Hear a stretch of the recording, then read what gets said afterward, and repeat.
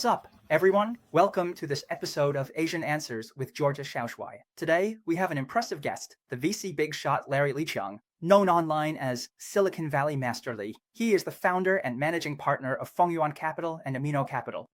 For over a decade, Amino has invested in over 10 unicorn companies, including the fintech company Chime and a fresh food e-commerce platform used by Chinese in North America. They have rich experience, and in 2023, they were recognized by Forbes.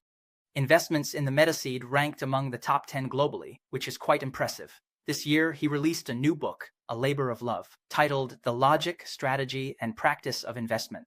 I'm excited to have this exchange with you about the book, which is published by Tsinghua University Press. Let's start off easy and talk about some recent cases.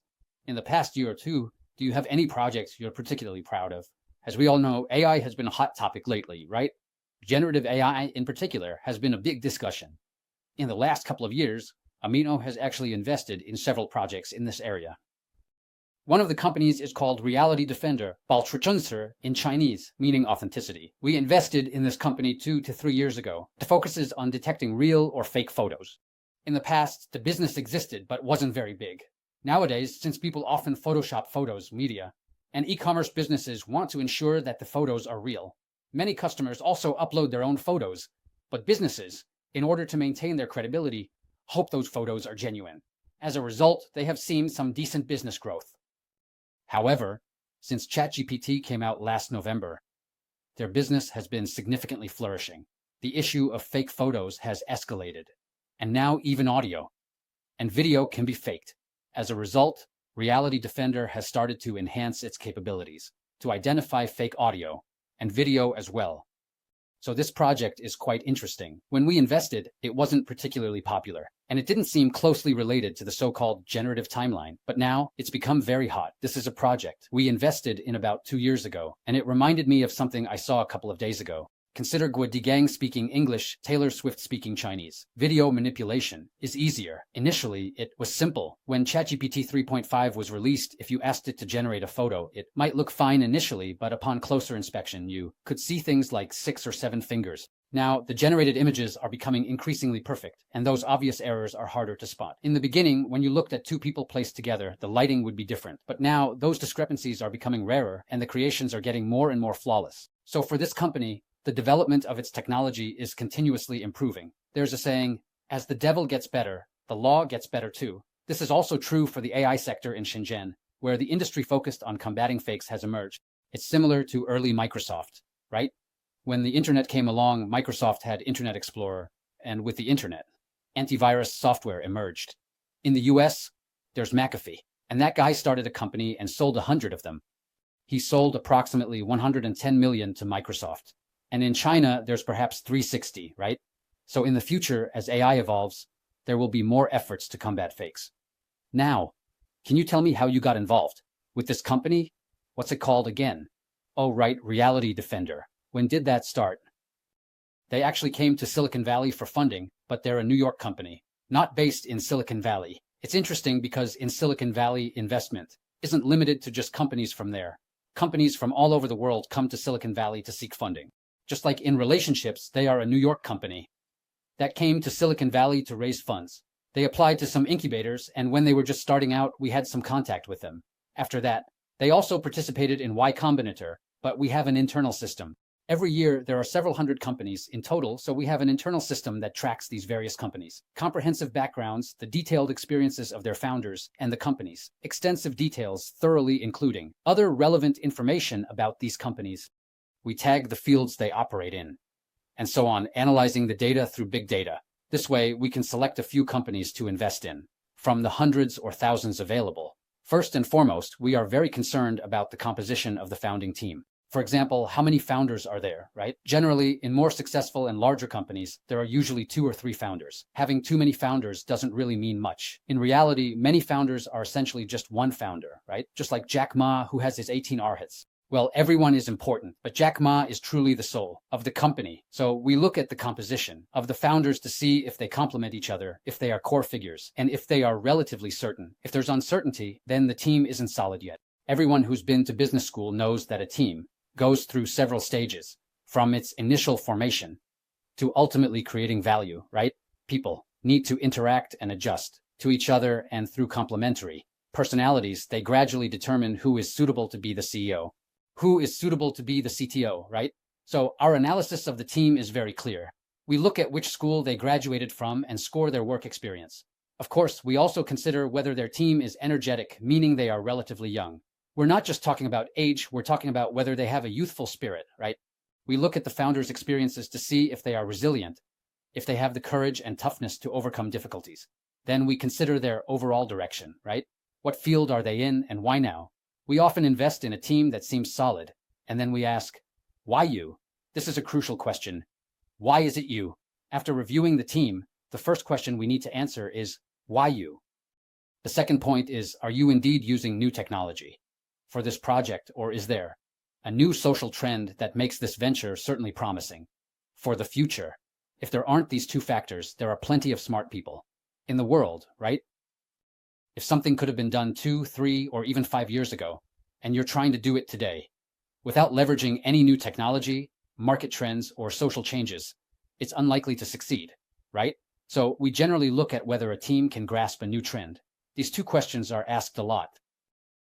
Now, just being good at marketing isn't enough. For example, let's say this founder, just as a random example, Ai Xiaoshui started a lawn care company. This isn't anything new, right? I'm mowing lawns for neighbors all around Atlanta. I'm overwhelmed. And let's say I have 10 people working for me. One day, I say I want to hire 1,000 people to mow lawns. There's nothing particularly appealing about that. There's no new technology or trend involved.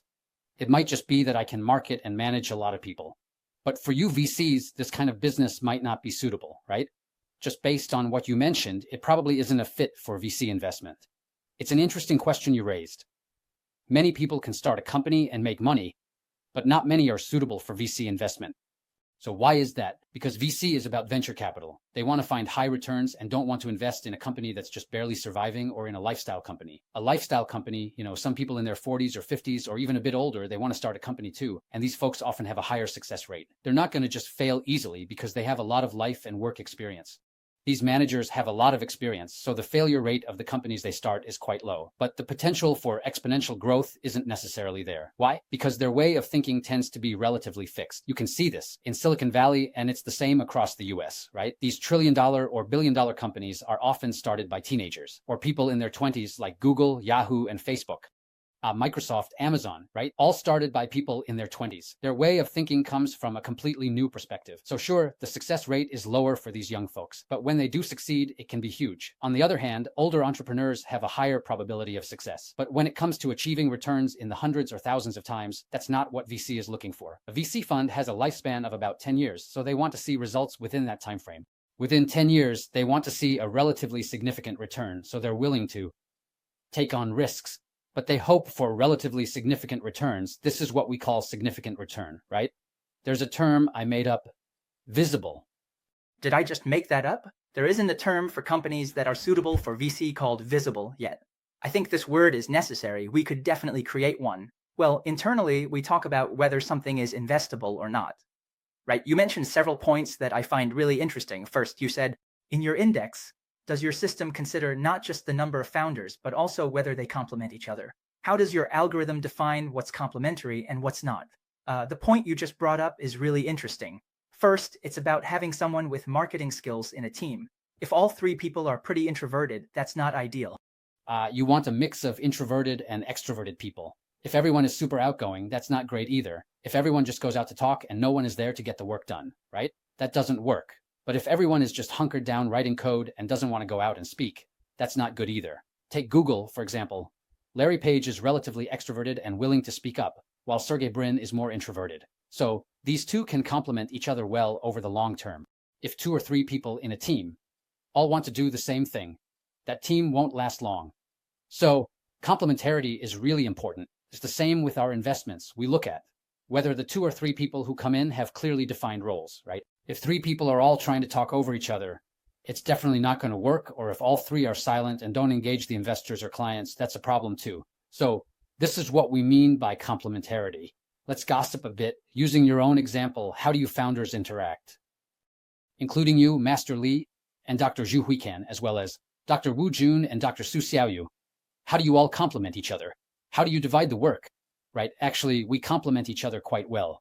For example, Dr. Hui Kan is very strong technically. He's the inventor of Google image search. He invented it back in 2000 when there was no image search on the internet. Google was the most advanced company at that time. So he actually invented image search. I often tell the story about Marissa Mayer, who was Google's first female engineer and later became the CEO of Yahoo. She said that at Google, you would be able to count the number of engineers on one hand. So there were only 5 people who understood search for all cities, right? And Hui Kan was one of them, so he's highly respected for his technical skills. In Silicon Valley, this is basically how the Chinese leaders are recognized. Now, Dr. Su is relatively younger compared to Hui Kan and me, but he has done a lot of postdoctoral work at Stanford for many years. She started 3 companies with her professors, so her background at Stanford is very important. Plus, she's a woman, which makes her approachable. She interacts a lot with everyone and engages with students, which helps our fund attract younger entrepreneurs. In the early days of the fund, Dr. Wu Jun was also a prominent figure, but now he mainly focuses on writing and doesn't participate in the fund's daily operations. He is still a founding partner. So in the early days when Amino was just starting out and wasn't well known, Dr. Wu Jun actually brought a lot of recognition and credibility to Amino, gaining acknowledgement from many people in Silicon Valley. Actually, even though Dr. Hui Kan is very impressive, people outside the field beyond Google search may not be familiar with him.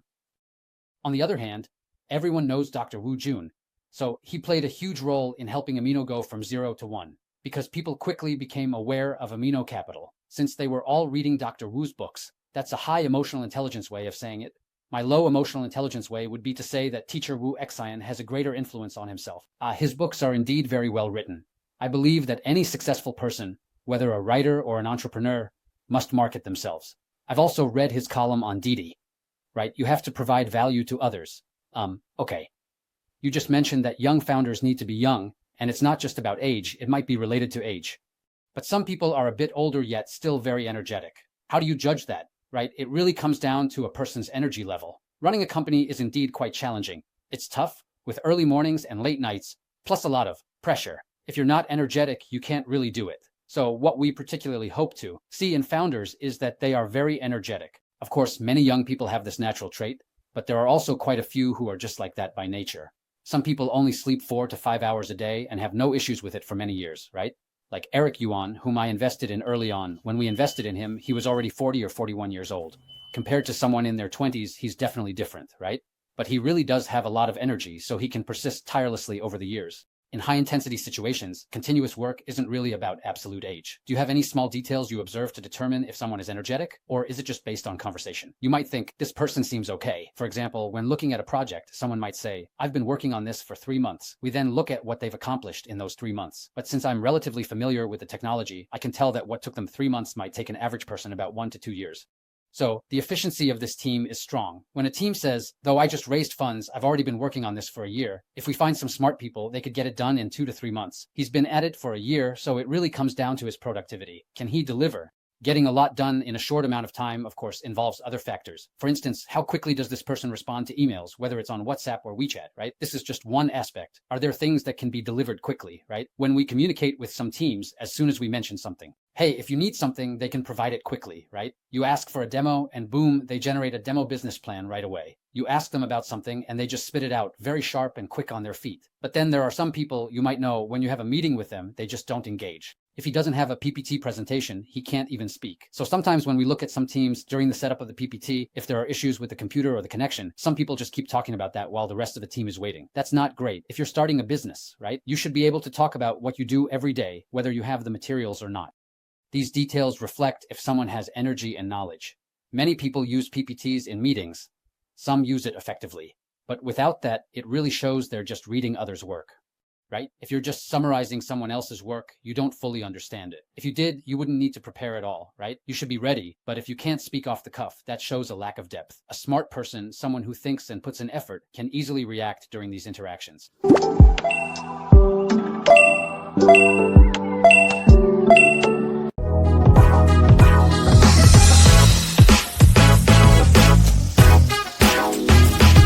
Let's talk about your personal experiences. You founded Amino around 2011 and then started doing VC, but I saw in your book on investment logic that you were also working with databases before that.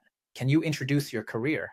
My experience is quite complex. Speaking of coming to the U.S, I did my undergraduate studies in the Department of Automation at Tsinghua University. I was doing well there, but then, at that time, Tsinghua established a new college called the School of Economics and Management, which I found interesting. I also met a few interesting seniors, and I wanted to attend Tsinghua's Economics and Management School. It wasn't very popular. Early in the reform, many older people advised against pursuing economics or politics, suggesting focusing on technology. Post-cultural revolution, people saw economics or politics as risky. They believed excelling in math and science meant no worries. The idea was to dive into technology and learn something useful. In that context, I attended the School of Economics and Management.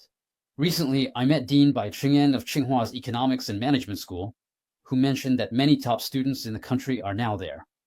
It's a waste. Half of China's top students are in the Econ and Management School, and this resource is too concentrated. After arriving in the US, there was a big gap between China and the US. I didn't understand business, and Chinese status in America was low. Studying business wasn't meaningful. That's why I started studying computer science. So, I switched back and pursued a master's degree in computer science. After graduating, I was quite lucky because at that time, when the internet was just starting to take off, many large banks began adopting new databases. In the early days, everyone was using IBM's DB2 database. As the internet began to take off around 1990 and 1991, a new database called Oracle emerged. Many older people didn't know how to use it, so as a recent graduate, I learned quickly and was able to use it. Fortunately, I ended up at the fourth largest bank in the US called Wachovia Bank, where I initially helped with data. In the end, because I was relatively young and learned quickly, I became the main person in charge, overseeing the entire database for the bank. It was a great experience for me, and from that point on, it laid the foundation for my interest and passion for data. Later on, I had many other experiences, one of which was at Symantec, known in China as Ximen Taikura, a data security company. This experience, of course, included a period where I worked with two Tsinghua alumni. I started a company called Technology, which also focused on data security. Later, it shifted primarily to consulting. I found that while the company was making money, as you mentioned, it wasn't something that VCs would invest in. They said, "You're making money, but not enough, and there are many questions about how you'll go public in the future," and so on. So this experience was very interesting. The main takeaway from my experience with data is that I realized the overall trend, whether in the internet or later in mobile internet, is digitization. This has had a huge impact on our company's investment strategies. Today, everyone is talking about artificial intelligence and generative AI. Mobile internet was the focus. These trends lead to digitization, the overarching trend. This has been the trend for 30 to 40 years and will continue for the next 20 years. Today, everyone is talking about AI in Shenzhen, but in 2 or 3 years, that might not be the case anymore. A few years ago, we were all about mobile apps and internet, but today we don't even need to talk about mobile because it's everywhere. In a while, so-called AI and generative AI will be everywhere. So what will we talk about then? It might be about user experience in certain areas or new applications in specific verticals and so on. So to answer your earlier question, well, why we? Before the hype around AI took off, we invested in several companies that are now very popular generative AI companies. In fact, before we invested, they weren't considered generative AI. They just had the ability to accumulate data. Then, through the data they accumulated, they provided more value to their clients on the platform. So now it's called generative AI. I just noticed 2 key points, and I think your grasp of them is particularly accurate. The first is about transitioning to the School of Economics and Management at Tsinghua laid a foundation for later doing VC. Back in the early 90s, when many people still didn't understand computers and the internet hadn't emerged yet, you were already saying you wanted to study computer science. For example, we have a lot of students, and many of them might be listening to your live stream. They could be quite confused about this. It seems like you had a sort of foresight, knowing that CS would be very popular and important in the next 20 to 30 years, and that it could be profitable, at least for themselves. Being well-fed and clothed, what was your consideration for studying CS back then? Did someone suggest you go to the US? I can imagine what the US was like 40 years ago, jokingly. Haha, it's not like you have a crystal ball, right? You sneak a peek at it. But if you ask many successful entrepreneurs or investors about how things were back then, they'll say it was completely different. In reality, it's not really about strategic planning. There's a method called the blind man's climbing method, which is about finding the best path within the very limited range you can see. It's not about seeing 10, 20, or 30 years ahead. Within your understanding, you should focus on what seems most interesting and worth doing, and just go for it. Anyone who says, "I started my business because I encountered this thing 20 years ago," is just telling a story. All successful people are like that. They never imagined they would get to where they are today. Take Jensen Huang from NVIDIA, for example. He wasn't working in a broad field. Back then, he was just focused on making games look better on computers, which was a niche market. It's just that he kept working hard and excelled in his field. The processing of video and artificial intelligence uses very similar chips. He was always preparing and working on things. It's just that no one can really predict what things will be like 10 or 5 years down the line. So it's about finding the best opportunities within your understanding. Steve Jobs said that life is about connecting the dots. When you look back, many things make sense. Before, you might not have known this, but you have to keep putting in the effort. Yuan Zhang didn't know that the pandemic would significantly boost online meetings, right? Nobody could predict this. It's just about continuously working hard and making adjustments.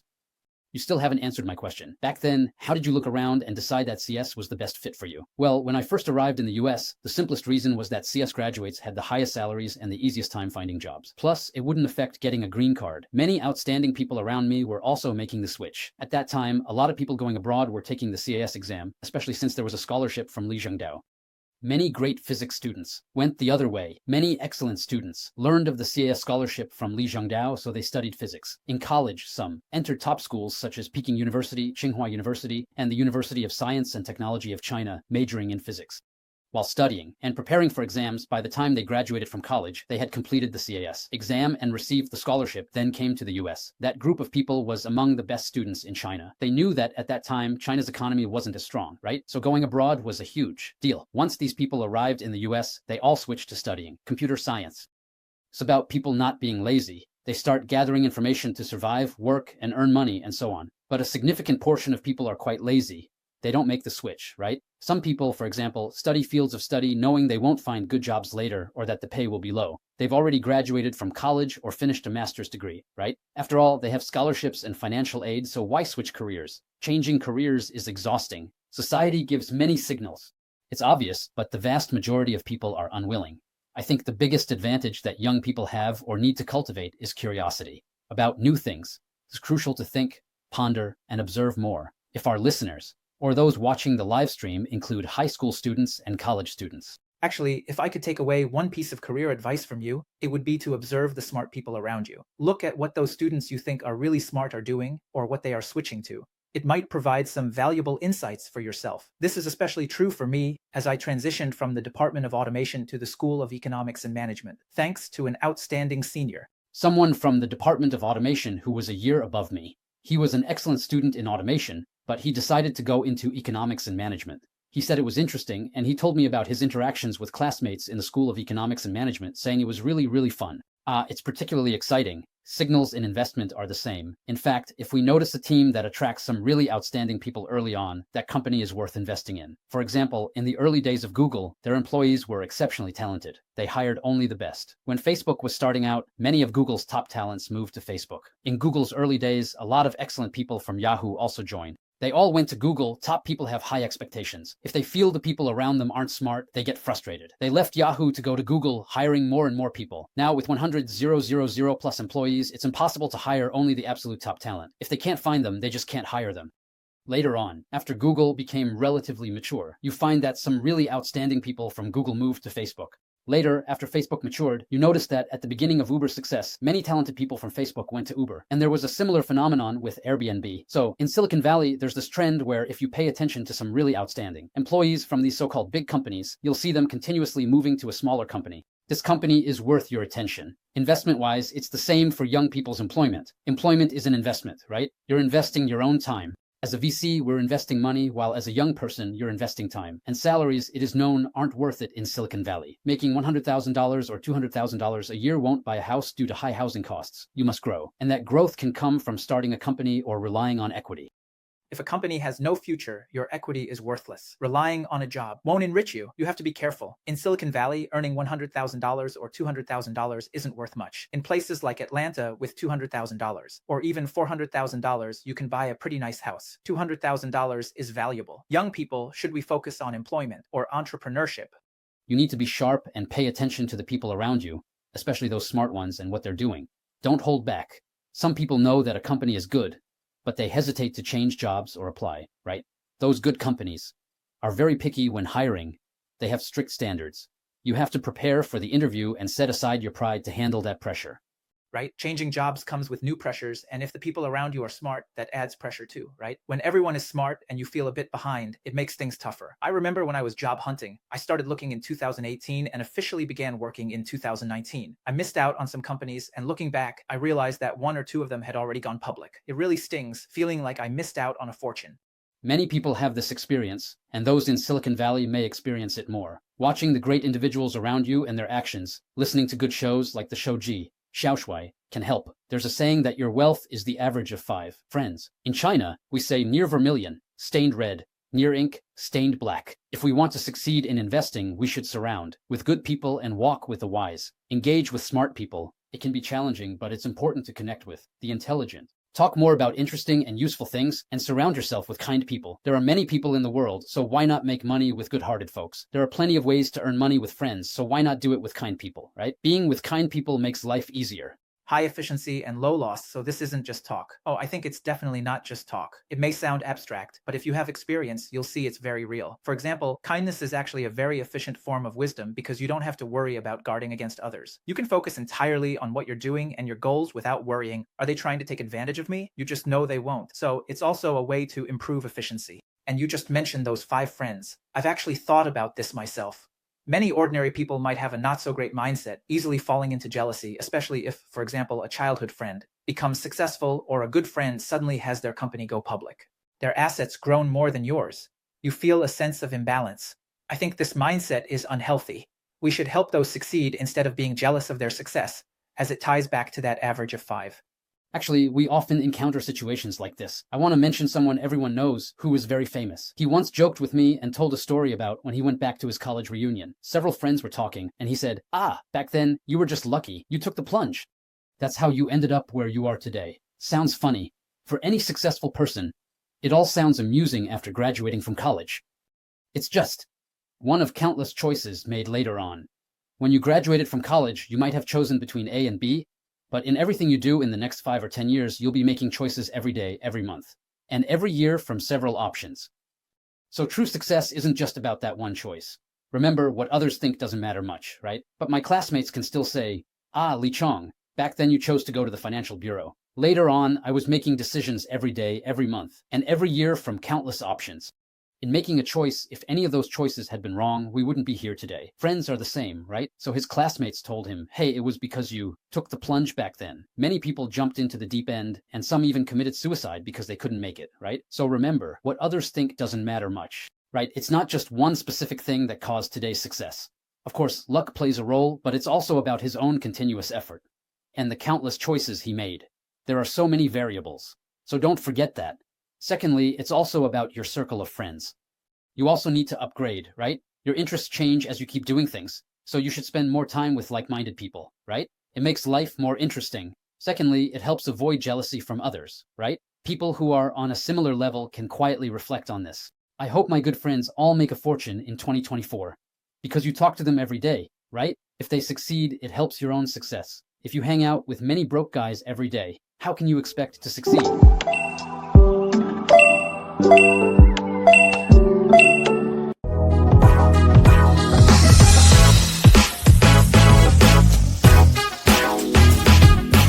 How did you come up with the idea back then? Around that year, you wanted to establish a VC?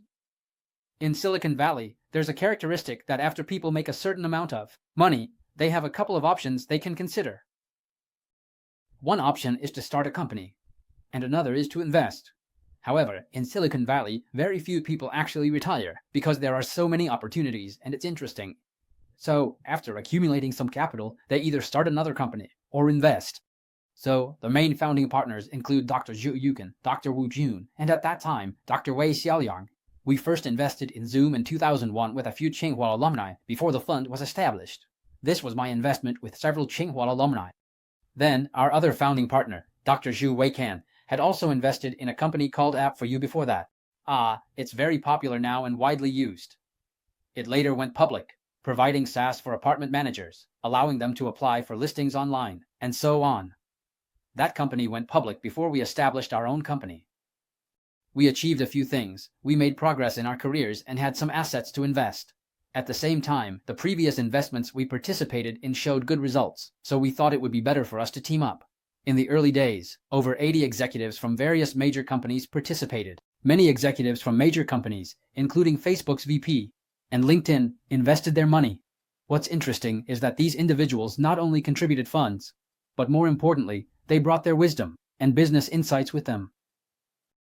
So, in 2001 and 2002, it developed like this. It sounds like your executive LP model is similar to early Web3, where they are your investors and LPs, but they are also spread across various companies, providing you with frontline sources. Today, they might tell you which company has potential, and tomorrow, they might say the founder of a certain company is indeed impressive. This creates a positive feedback loop. The model has already started to gain momentum. At that time, did you design it yourself, or was it about the money? Was the LP money designed, or how did it come about? Because many people recruit funds. You mainly raised money from executives, right? In reality, in Silicon Valley in the US, just working behind the scenes isn't enough. You need to be willing to interact with people and have access to a lot of business information, especially since there are many big companies in Silicon Valley. For growth, it's not just about developing your own company. A significant part of growth comes from acquisitions, right? As an executive, you understand that just working hard isn't enough. Then another executive might say, let's talk to the CEO. We have a few options. First, we could build a company and do something ourselves. But typically, in a big company, forming a team can take a year or two just to get started. You can spend several million, and in the end, the results are uncertain. You might end up with something that doesn't quite fit, right? You try to create something, but each department has its own various demands, and so on. The second option is, well, with the current chaos in Silicon Valley, you could just acquire it. Right. You spend 50 million, or even 100 million, and you acquire a company. And suddenly you have its history, right? You get a talent team of 20 or 30 people, and you also have the product. The user base might not be huge, but the product is solid. But once you integrate this product into our big company's ecosystem, it really enhances our capabilities. So, as an executive in a large company, having the ability to acquire other startups is crucial. Understanding this knowledge is very important, which is why many executives at major companies are willing to get involved. Some executives even invest personally. They often make investments themselves. However, as everyone knows, personal investments have a lower success rate and higher risks. Why? Because founders might think you're just one person, there's less accountability, and if you lose your money, so be it, right? They might just take the money and run, leaving the company unfinished. In reality, if knowledge and talent are transferred to another company, as an organization, everyone uniting has power, right? This means that founders need to maintain integrity. If they act recklessly, they risk offending so many people, and human nature can be unpredictable. There must be certain restrictions in place. At that time, we at Amino had over 80 executives from various major companies, so when we invest, we take it seriously. We hope that founders will be honest and dedicated, which significantly increases the chances of success compared to personal investments. Everyone joins these projects. There aren't many cases like this. It's the executives as limited partners, LPs, that can have a substantial or direct impact on a particular case. For example, the investment we made in China Bank. When we invested, it was valued at $8 million, and now it's worth $25 billion. So this company was introduced by an executive at the time, who brought his friend over to start a business. That friend, who is the executive, is Zhao Haiping, the first Chinese at Facebook, so he's very outstanding. Fast Company ranked him as the 16th most creative person in the world. So all the total chime is attributed to him. He is also an LP at Amino. And he also brings projects to them. So this is quite interesting. As an executive, he has this knowledge because he knows that friend from before, right? He trusts him more. It's through these investors and executives leveraging their own resources that they bring in resources. Generally, everyone knows that VC has a very low success rate. But when it succeeds, it really succeeds, and the return rate is very high, right? You've definitely gone through many investments that didn't pan out. I want to ask if you have. The most expensive lesson, the most costly tuition. There's a saying in the investment industry. If you haven't had any failures in your investments, it means your investment courage isn't big enough. So including Amino, companies I've invested in that failed. Natural thing, because Success is not only about hard work, it also involves luck. Sometimes, it's about doing the right thing, right? Or having the right people for the right task. However, an external factor can cause things to not work out, right? For example, if you're building a platform and then a pandemic hits, you just can't hold on. Of course, there are also situations where the team just can't reach that level. So the most critical factor for investment success is whether a team can grow. Maybe they did quite well in a small scope when the two of them were working at a certain company. Doing a small project was fine, but when it got bigger with 10, 20, or 30 people, both of them wanted to be the CEO, and that's when things fell apart. They started arguing, right? Or if they hadn't managed that much money before, suddenly the company has $1 million. How do you manage that money? In the past, this close buddy, we treat each other to meals, $20. It doesn't matter, but Any decision can turn into $1 million decision, and the dynamics between people might change. So, can the original friendship and trust between these two continue to develop, right? If it can't develop, then that's it. Not succeeding is a common situation. As for amino investments, I think, every time we feel unsuccessful, there are a few main reasons. The first is that the trends and hot topics we believe in might not actually be the real hot topics, like the era of VR and AR, right? In the past few years, there have been several so-called hot trends that ultimately didn't materialize, meaning they weren't truly recognized by users in the market. This means that if we misjudge the trends, the success rate of the investment could be very low for that project. Secondly, as I mentioned earlier, it's about the team's adaptability. If what they did at the beginning of their startup was good, it's also related to what they did in the past few years. But when the situation changes, they don't have enough ability to adjust, so this leads to more failures. Very few people can actually predict that. What will the situation be like in 5 years? You might say that just casually riding a bike isn't the same as building a company in Silicon Valley from scratch to becoming a unicorn or reaching $1 billion valuation. On average, it takes about 7 years to become a unicorn. It generally takes about 3 years to go public, so from a startup to becoming a unicorn in 7 years, it's hard to envision what that looks like. They can only see what things will be like in 1 or 2 years, and then continuously adjust. If a team doesn't have the ability to adapt quickly, the success rate is extremely low, even if we make the wrong judgment, or if the company itself misjudges. If the team has adaptability and the ability to adjust, there's still a chance to survive and keep going. However, a significant number of people can't do this, so they end up going down a dead-end path. Silicon Valley.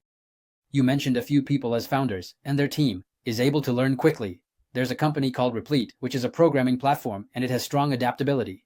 When it first started, it was like, we've been investing for 3 to 4 years now. At first glance, it seems very simple. Just creating an IDE, an integrated development environment. Elementary schools are starting to teach programming, but they aren't willing to spend money on it, right? Plus, teachers need to interact with students online. So, he created an online programming platform where students can go to his cloud computing platform to write code. He set up the platform, and teachers can directly see the results. Classmates can also form groups, and each person can write their part, then combine it on the cloud platform. It sounds simple, but it seems like it wouldn't make much money since it's for students, and students don't have money, right? However, the adaptability was quick, and he later discovered this. When running a company, you need to have revenue, right? He found that while students were using it, there was also a portion of people involved in Web 3.0 and blockchain. These teams are all called distributed, right? Originally, those people were into distributed systems, and their teams are spread all over the world. So, those who use his platform are heavy users, which means they have to pay. So his revenue gradually started to increase, right? So, capturing the Web 3.0 trend doesn't mean that when it started, he thought it would make big money. He didn't know, right? So, each time, he found a direction that seemed interesting and started working on it while looking for opportunities.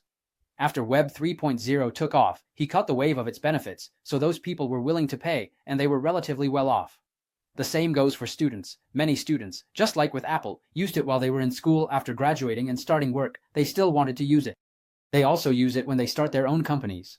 So, many students, as they get older, have become professionals. This is interesting, huh?